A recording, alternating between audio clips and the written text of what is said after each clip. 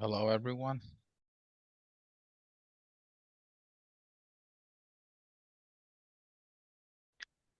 Once again, I would like to share with you some of my personal opinions. There will be new information that I have gathered. But again, I would like to reiterate that this is strictly my personal opinions. It has absolutely no bearing on company's policy. There are currently two available sources of official information from the company. That is the newsroom program on YouTube and a weekly newsletter. The closer we are to success, the more people want to scam us, want to drag us away from this project to join their personal projects. I have also seen cases where people would say bad things about the ones so that current holders will be discouraged from remaining in the project and sell the ones to them. Ever since 2016 and the blockchain upgrade, I have seen several large organizations with IDs in our system. However, at that time, one was taking the world by storm, not just because we are a large project, but because there were so many things surrounding the project and we always talk about it. So I believe that it was very normal for large organizations to join with our ecosystem. Is that you must always read the weekly newsletter to understand what we're doing and where we are currently. But before I continue, I will first talk about an issue related to the system of current financial institutions, organizations, and commercial banks. If one wishes to participate in the International Payment Association to process international payment services, one must have an account registered within these systems. I'd like to demonstrate the two most practical examples. That is, in fact, the SWIFT system with its traditional solutions and RippleNet applying the latest blockchain technology. In this program, I'd like to share some important information about the One ecosystem and also hear your personal comments on this. But first, what I want to say is the One ecosystem is the only project in this century to date leading us to a deeper understanding of the upcoming financial revolution. The development of the ecosystem will mark an important turning point in the 4.0 financial revolution. However, not everyone is ready to embrace these groundbreaking changes. There are people who chose to leave while others decided to stay and contribute. They all have their own reasons for their actions. Let's talk about the people who left and their reasons for doing so. The first is the lack of understanding. Some people do not comprehend the vision, the technology, and benefits that the One ecosystem can bring. They do not see the intrinsic value and strength of the project. Combined, this has led to fear and skepticism about the potential of the One ecosystem. They are concerned about risk. They may be worried about the potential risks of such new fintech projects. They are not ready to accept the level of risk that comes with the project, and thus risk aversion compelled them to retain traditional financial models. The second is that they have a vision. They think in the long term and see One ecosystem's great potential for the future. They are ready to join and take part in a new financial structure. Long-term vision is the motivation for them to stay and participate in the transformation. The third is habits and stability. Some people feel more comfortable with what they know. They do not want to leave their comfort zones and approach something new. So these are significant barriers that make them unwilling to accept changes. For those who stay, they have their own reasons as well. The first thing is that they believe in our commitment. They comprehend the mission, the vision, and the benefits of the One ecosystem. They believe in breakthroughs and the ability to reshape the coming financial revolution. And so they have trust and they have commitment and they're motivated to stay and contribute. pioneer's spirit. These people want to be pioneers, to lead change. They do not cling to the past, they want breakthroughs. And this motivates them to stay and actively participate in the 4.0 financial revolution alongside one ecosystem. Differences in awareness, risk tolerance, and understanding of the vision are the main factors separating those who leave and those who stay in the 4.0 financial revolution that one ecosystem pioneers. Those who stayed demonstrated faith, vision, and the spirit of pioneers, ready to accompany the project's mission to bring new breakthroughs. Meanwhile, those who leave still carry with them barriers in comprehension, comfort with the familiar. This division reflects the divide in perception and approach to breakthroughs. The love and trust I have in one's mission, vision, and long-term strategy. Recent information suggests there are many interesting possible analyses about the development and direction of one ecosystem. So I hope that we can discuss together, process this information, and share our own thoughts. Because only with understanding and love for the ecosystem can we contribute and bring light to our future. Ever since 2016 and the blockchain upgrade, I have seen several large organizations with IDs in our system. However, at that time, one was taking the world by storm, not just because we are a large project, but because there were so many things surrounding the project and we always talk about it. So I believe that it was very normal for large organizations to join with our ecosystem. But before I continue, I will first talk about an issue related to the system of current financial institutions, organizations, and commercial banks. If one wishes to participate in the International Payment Association to process international payment services, one must have an account registered within these systems. I'd like to demonstrate the two most practical examples. That is, in fact, the SWIFT system with its traditional solutions and RippleNet applying the latest blockchain technology. SWIFT, shorthand for Society for Worldwide Interbank Financial Telecommunications, is the most popular international payment system used by more than 11,000 financial institutions in more than 200 countries. SWIFT provides a secure and standardized platforms for banks to securely send and receive financial information. SWIFT has a few notable traits. First, global connection. Joining SWIFT allows banks to connect with thousands of other institutions around the world. Safety. SWIFT provides a highly secure platform and complies with international standards for information security. But for speed and efficiency, SWIFT is still not the optimal solution because of its long processing time. Several days may be required to complete a transaction. Processing costs are high because of high intermediary fees. This means transparency and traceability are often lacking. Second, RippleNet is a global blockchain network designed to provide international payment services faster and cheaper than traditional systems.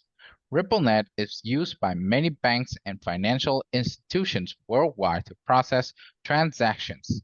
These two systems are providing the necessary infrastructure and technology for commercial banks to conduct transactions safely, efficiently, and reliably.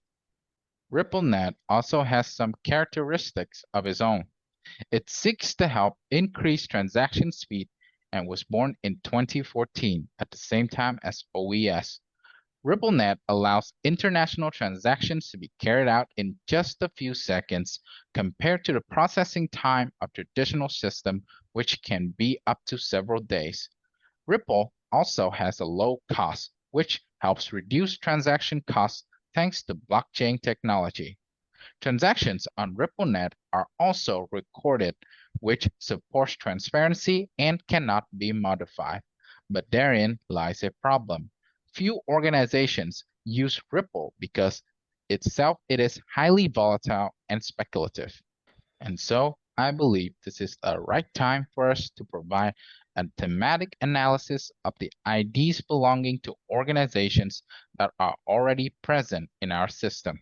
Many people may already know them, but we still need to clarify for those who don't. On June 28th, a group of audacious members decided to check IDs purportedly bearing the names of some major organizations. I would like to share some of their findings. First, they found that the SEC, or the Securities and Exchange Commission, was present, and they are an independent agency of the American government responsible for supervising and managing domestic security trading. Santander, or Banco Santander, one of the largest and most important financial groups in Spain and the larger world. It was founded in 1857 in Santander, Spain, and is one of the country's oldest banks. BNP Paribas is a large multinational banking group founded in 1966, headquarters in France. It is the largest bank in Europe and in the world's top 10 largest banks. BNP has an operational network in more than 65 countries and territories, employing over 200,000.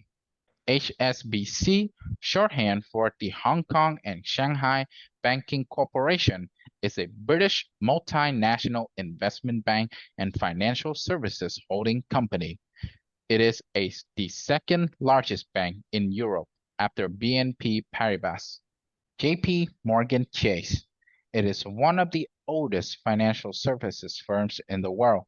The company, headquartered in New York City, is a leader in financial services, investment banking, and wealth management. The group's assets are currently reported to be 3.95 trillion US dollars, making it the largest bank in the United States. BIS, short for Bank for International Settlements, is an international organization of central banks founded in 1930, headquartered in Basel, Switzerland. BIS is considered the central bank of central banks, playing the role of coordinator and promoter of cooperation among members and other international institutions. BlackRock, often referred to as the Lord behind the curtain or the trillion-dollar rock of the financial world. BlackRock is a global asset management firm founded by Larry Fink in 1988 and headquartered in New York. BlackRock is one of the largest asset management organizations on the global scale, providing portfolio management, risk management, and financial services to individuals and institutions worldwide. BlackRock are also the world's largest investment organization, with the total worth of their directly managing assets of up to $9,800 billion, far exceeding China's foreign currency reserve, believed to be largest in the world, and also larger than the total value of global independent assets, private funds, and hedge funds. These are just a few names among hundreds of others. Almost 90% of the major financial institutions in Vietnam and around the world are present in the one ecosystem. In Vietnam in particular, about 90% of the names of large financial institutions are present. You can name a few like Vietcombank or VCB, Techcombank, BIDV, and more. I would like to thank these bold members for providing clairvoyance at a time when the European Union's MiCA law is about to come into force on July 1st, 2024. The One Ecosystem is working to complete all appropriate paperwork and processes to adapt to all laws that will be implemented worldwide. With this information, the first thing that I and I believe we all would like to believe, is that most likely that large financial institutions have actually started participating and using our ecosystem a long time ago. If so, it will bring us many benefits. We have been recognized by world-leading financial institutions. The participation of important financial regulatory agencies like the SEC may have been because our system operates within a legal framework and is managed by one ecosystem in the strictest of manners. The presence of large international banks like BIS, BNP, HSBC, and more confirms that one ecosystem is global and linked to global institutions. Thus, we have more basis to believe in the level of prestige and trustworthiness of our ones in the world. If these financial institutions are holders of large amounts of one, it can be assured that the scale, potential, and the convertibility of the ones in the future will be very safe and strong. We will be able to convert any amount of ones we desire. However, I want us to see things through a more objective lens. Only then we can fully understand the revolutionary strategies and long-term vision of our project leaders. I would like to make two hypotheses. The first one is that the one ecosystem may be pursuing a long-term and sophisticated strategy of controlling the IDs of large financial institutions. This can be seen through the following scenario. If the IDs of large financial institutions appear at the same time or according to a specific scenario in the ecosystem, however, it is not random, but a deliberate and planned arrangement. It can be explained as a strategy of establishing territory in the digital space, similar to registering domain names on the internet. In this way, the one ecosystem can ensure control or build a controlling stack of IDs belonging to financial institutions. This can be considered a careful and long-term plan. Once ecosystem blockchain is recognized by legislation and major institutions, they can trade these valuable IDs for other benefits and incentives. This suggests that the one ecosystem may be pursuing a more sophisticated and long-term strategy than we realize. They may be calculating how to maximize their benefits and reputation in the future when the blockchain system is officially recognized by law and by legislative institutions. Looking at the ID codes of large financial institutions, I came up with a second hypothesis. That is, we can infer they may not appear continuously at the same time. Examining this pattern on our ID system shows that this is a positive sign, reflecting the spontaneous participation of these institutions, rather than a deliberate arrangement from one ecosystem. The appearance of large financial institution IDs at different times suggests that these institutions have researched and understood this project and voluntarily joined. This is very different from the system designed by traditional financial institutions, where they have the right to control and arrange things. Here's a common example. In a system traditional financial institutions design, they often want to control and arrange everything according to their will. They may design products or services to suit their own interests and goals rather than fitting to their customers' real needs. When the one ecosystem does not use a pre-arranged system, it has ensured the honesty and integrity of the system through blockchain technology. This shows that one ecosystem has created a natural and transparent environment, encouraging participation from large organizations without intervention or control from management.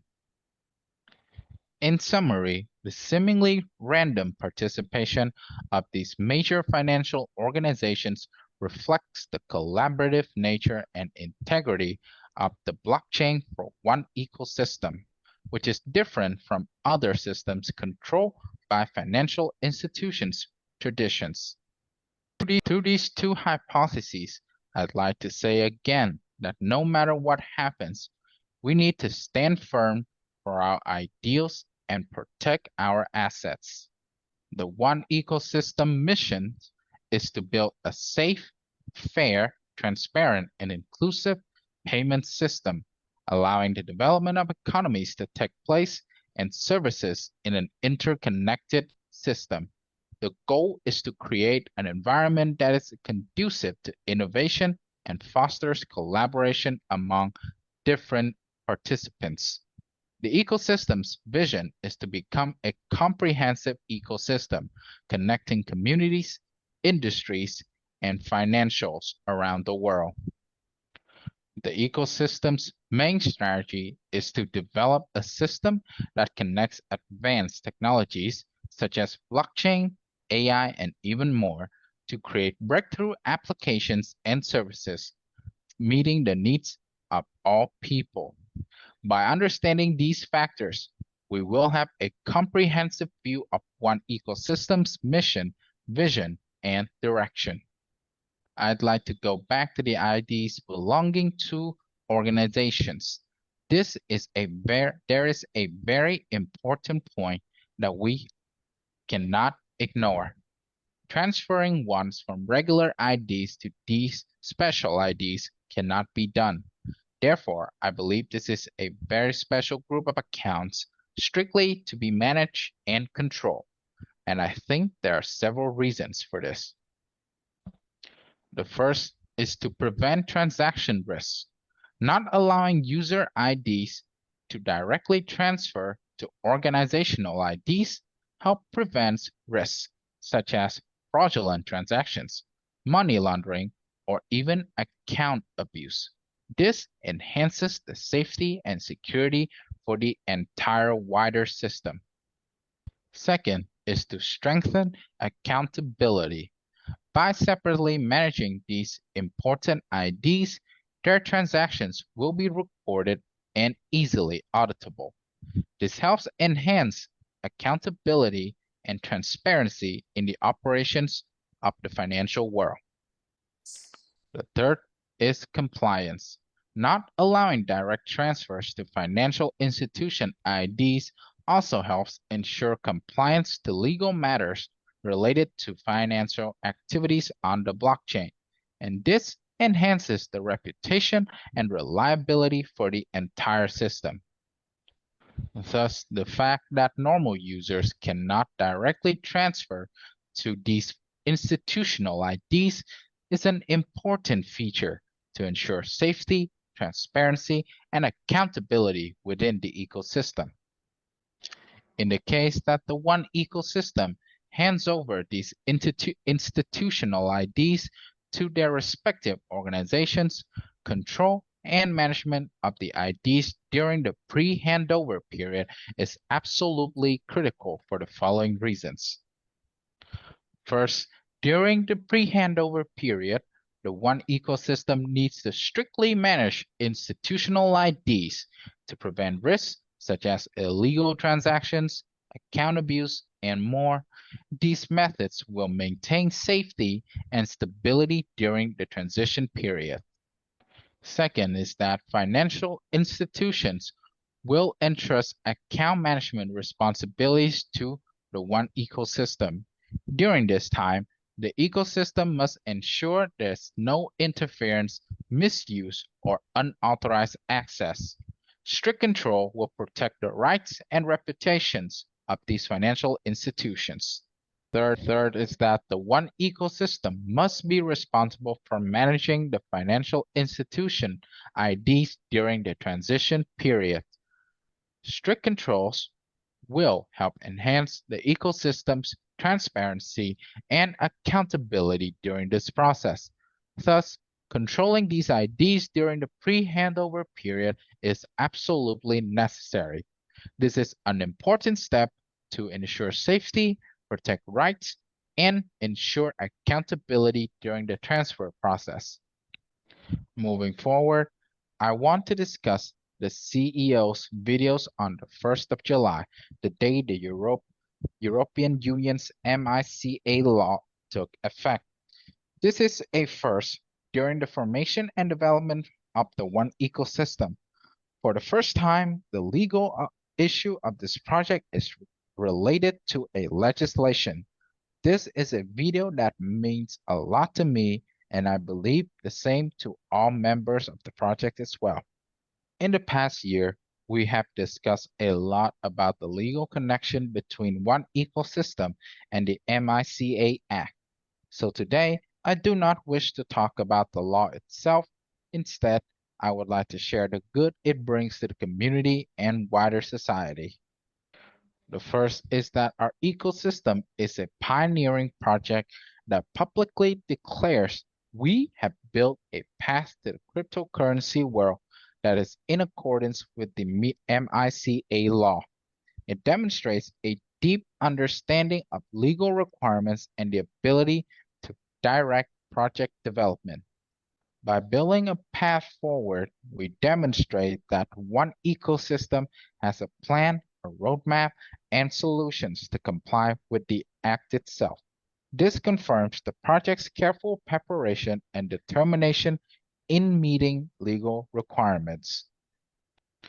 And third, as a pioneering project with such a public commitment, the One Ecosystem demonstrates its pioneering and leading role in guiding development of the legal cryptocurrency market in accordance with the legislation.